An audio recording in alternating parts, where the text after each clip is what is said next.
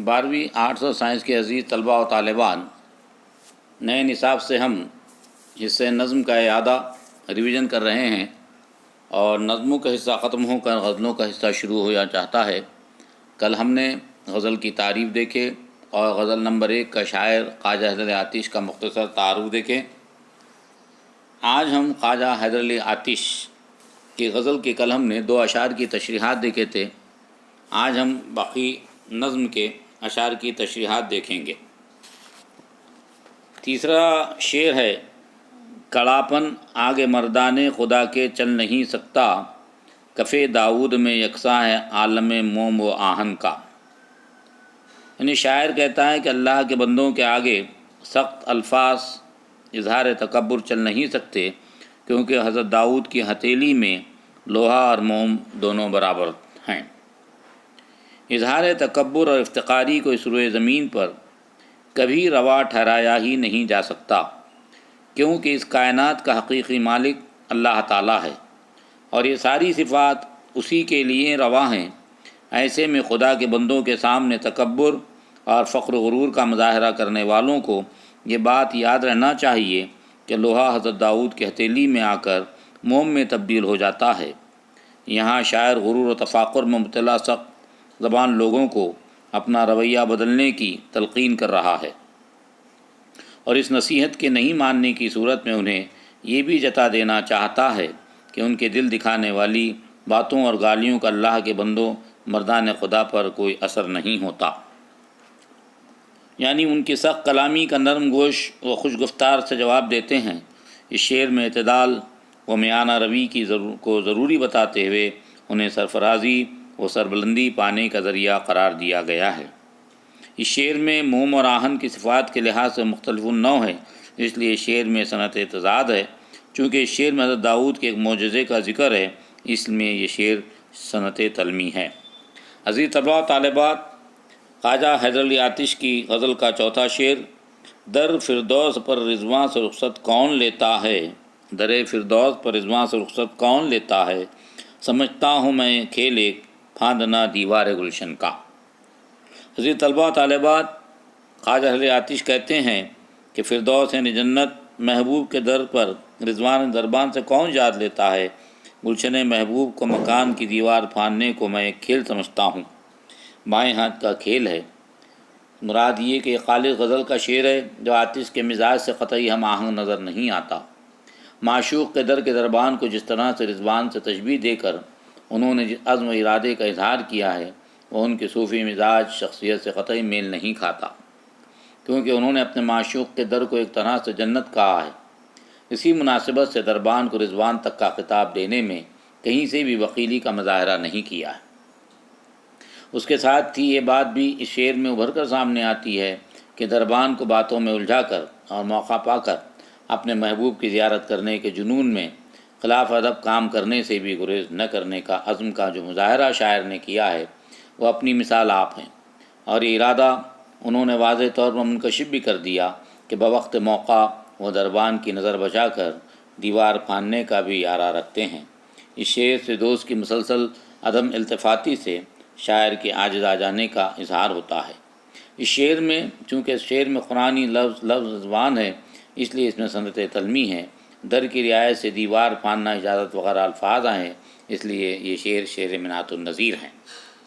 عزیز طلباء و طالبات، خواجہ حیدر علی آتش کی غزل کا 5واں شعر کچھ یوں ہے: ہوئی ہے مردم دنیا کی صورت سے یہ بیداری، گماں ہوتا ہے اپنے سائے پر بھی ہم کو دشمن کا۔ شاعر کہتا ہے دنیا کے انسانوں کی صورت سے اتنی بیزاری ہے کہ اپنے سائے پر بھی دشمن کا گماں ہوتا ہے۔ شاعر نے جس عہد میں آنکھیں کھولی ہر طرف فتنہ و فساد کا ماحول تھا، انسان پر ظلم کر رہا تھا، لوگ باہم دشمن ہو کر رہ گئے تھے۔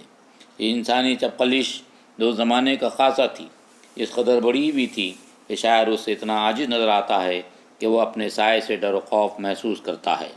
یہی وجہ ہے کہ وہ اسے دشمن سے تعبیر کرتا ہے، حالانکہ وہ اس کا اپنا سایہ ہے۔ یہاں یہ پہلو بھی نکل سکتا ہے کہ اس قدر بے اعتمادی کی فضا چھائی ہوئی ہے کہ شاعر اپنی برائی کی تمیز تک کھو بیٹھا ہے، اور یہی سماجی اقدار کا انحطاط اور زوال شعر سے واضح ہوتا ہے۔ ویسے آج کے حالات پر بھی یہ شعر اتنا ہی صادق آتا ہے جتنا کہ اس زمانے میں آیا، جبکہ شاعر نے ان حالات کا تذکرہ اپنے اس شعر میں کیا ہے۔ غزل نمبر 1 خواجہ رضا آتش کی غزل کا چھٹا شعر دیکھیے۔ ستایا ہے نہایت انقلاب دہر نے ہم کو، رہا کرتا ہے چشم تر کے اوپر گوشہ دامن کا۔ حضرت طلبہ، شاعر کہتا ہے انقلاب دہر یعنی زمانے کی تبدیلی نے ہم کو بہت ستایا ہے، جس کی وجہ سے چشم تر پر دامن کا گوشہ رہا کرتا ہے۔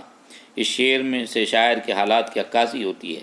آتش جس دور کی پیداوار ہیں اور خاص طور پر ان کی شاعری جب سنجیدگی کے مرحلے میں داخل ہوتی ہے تو وہ وقت بہت ہی پرآشوب تھا، خاص طور سے نوابین و سلاطین کی ایک کے بعد دیگرے اپنے منصب و مرتبے سے دور کرتے جا رہے ہیں۔ فرنگیوں کا تسلط تقریباً پورے ہندوستان میں ہو چکا ہے۔ عمرہ نواب انگریزوں کے باج گزار بننے میں ہی اپنی عافیت سمجھ رہے ہیں۔ آتش جیسا سنجیدہ فکر شاعر ایسے حالات میں خاموش کیسے رہ سکتا تھا، لیکن آمریت نے اپنے پنجے اس قدر مضبوطی سے گاڑ رکھے تھے کہ دم مارنا بھی آسان نہیں تھا۔ ایسے میں شکوہ و احتجاج کی ہمت جٹا پانا مشکل ہی نہیں، کارِ دارت والا معاملہ تھا۔ اپنی اس بے بسی پر شاعر آنسو بہاتا رہتا ہے۔ ثانی مصرے میں تو یہ بات کھل کر سامنے آ گئی کہ بے بسی اس حد تک پہنچی ہوئی تھی کہ سوائے آنسوؤں کے اور کوئی چارہ شاعر کے پاس نہیں تھا۔ عزیز طلبہ، خواجہ حیدر علی آتش کی غزل کا آخری شعر سماعت فرمائیے۔ کیا ایک آن میں تیغ خزانے صاف دو ٹکڑے، کیا ایک آن میں تیغ خزانے صاف دو ٹکڑے، گما ہی رہ گیا دشمن کو آتش اپنے جوشن کا۔ شاعر کہتا ہے تیغ خزاں نے ایک پل میں دشمن کی اس طرح ٹھیک ٹھیک دو ٹکڑے کر کے رکھ دیے کہ جوش کا گمان دھرا کا دھرا رہ گیا۔ کسی شاعر کا اس سے آسان ایک شعر تھا، آگاہ اپنی موت سے کوئی بشر نہیں، سامان 100 برس کا ہے بلکہ خبر نہیں۔ دیکھا جائے تو آتش لکھنوی کے اس مقطع کی مکمل تفسیر یہی ہے۔ اتنا ضرور ہے کہ آتش نے زندگی کی بے ثباتی اور انسان کی موت سے بے خبری کو جس سلیقے سے ظاہر کیا ہے وہ بہرحال اس جیسے کہنہ مشق اور جہاں دیدہ شاعر کا ہی حصہ ہو سکتا ہے۔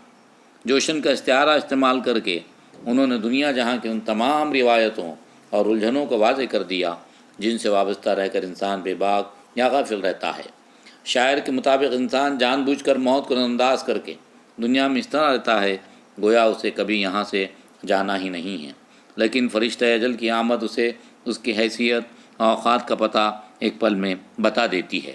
تو عزیز طلبہ، یہ اعادے میں نظم کے حصے سے، حصہ غزلیات سے پہلی غزل جس کے شاعر خواجہ حیدر علی آتش ہیں مکمل ہوئی۔ کل انشاءاللہ ہم دوسرے غزل کا مطالعہ کریں گے، اشعار کی تشریحات دیکھیں گے اور شاعر کا تعارف بھی دیکھیں گے۔